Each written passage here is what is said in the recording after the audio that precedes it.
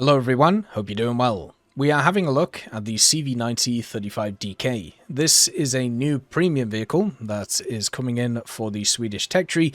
It is a Danish CV90. Now understand, this vehicle is not finished. It's way off being finished. Basically, they said in the article about the dev server that pretty much everything is wrong with it. They said the CV9035DK in an early stage of configuration and has many inaccuracies in DM and weapons.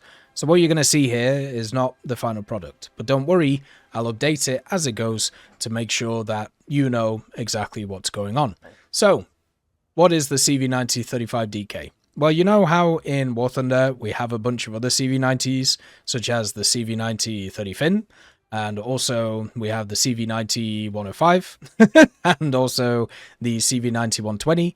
Well, guess what this one is? That's right, it's just it, but with a slightly different turret, and also a slightly different gun. The closest one to it is the CV90-30Fin, or the STRF 9040C, but yeah, they're really not that different from each other. You can see the CV9035 is slightly raised, and also it has a slightly different cannon, but you're probably going to get a very similar experience to it compared to what we see in other places.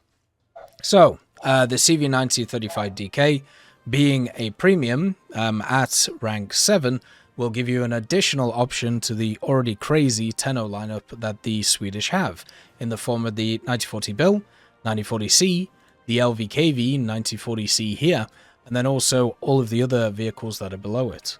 So this vehicle will work very well. It will have good armor, it will have a good engine with the 750 horsepower plus the transmission behind it. It'll be able to move at a decent click. And the armor itself, it will be very good on the upper glacis because it has a steep angle, but it won't be great on the turret, which is a bit of a problem.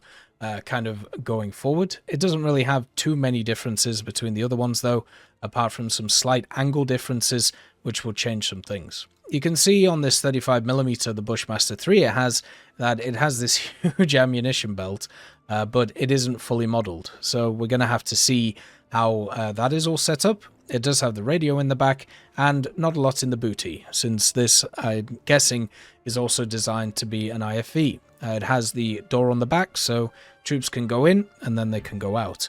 It also probably has access to a coaxial, yep, right there, but it isn't labeled, and also isn't really shown on here either. And the other things it doesn't have is pretty much any of its modifications. So you can see that it has areas for smoke grenades. It actually has 5 on this side and 5 on the other, none on the back. But it doesn't have any smoke grenades in the modifications.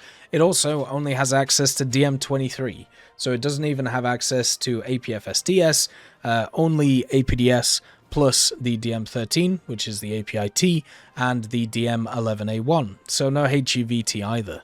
Does for some reason get its laser though, so that's kind of cool, but no LWS, no thermals, no smoke grenades, no ESS, only artillery. So just understand, as I said, this is nowhere near finished, and once it is, we'll look at it properly. And the other thing is, of course, the camouflages. So you have this camouflage, which is just a standard kind of bicolor one, which is the standard one for Denmark. It actually looks really nice.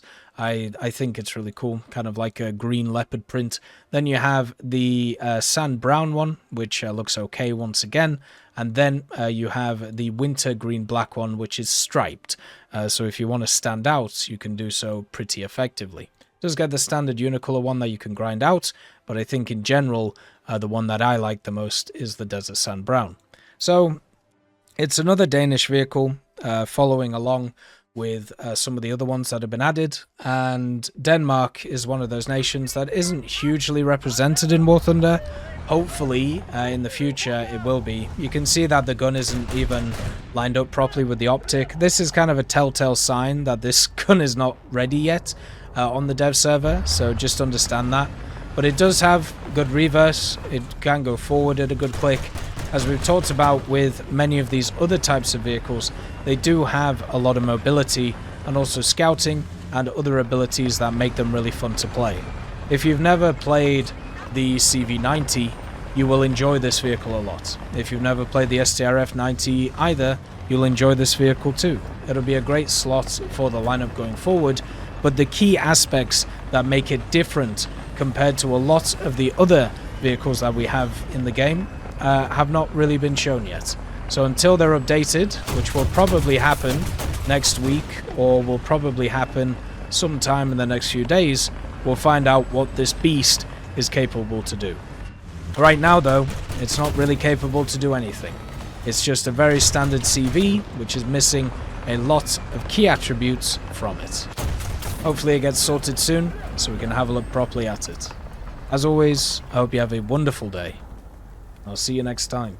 I'd just like to thank GMG Smiley, CD Beans, Chieftain Mike, EMN3 Galaxy, Tulio Pontecorvo, Brendan Quinn, Carrion Crow, Gus Irenicus, Pyman, Wartinder, Teddy, Daniel Stanton, Martinez, B. Young, Ozzy Panzer, Alan Hacker, Liam Shear, Opium Prime, Lafouche, Sem, Aslan, Uncle Bean, and Derek R.